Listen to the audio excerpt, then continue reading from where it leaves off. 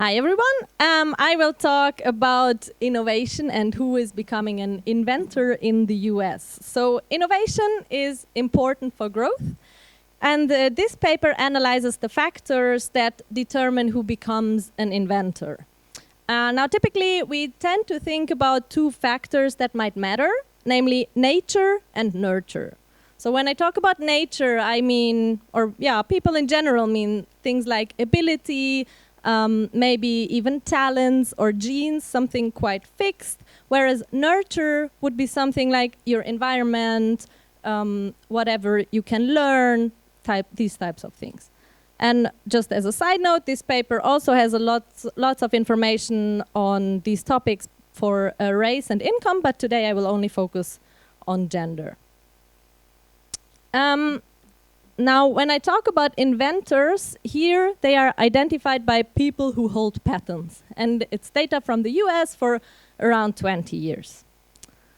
Okay, so for the rest of the talk, I took the word slam in research slam very seriously. So I invite you to read the slides together with me while I try to perform my text. Only 12% of inventors are female. At least their earnings and citations are not for sale.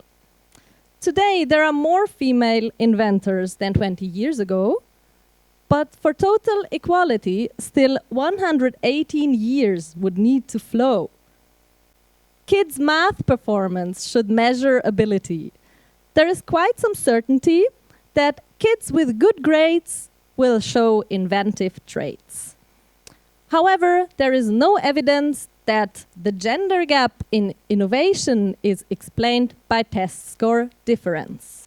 Environment is measured by contact with inventors in childhood.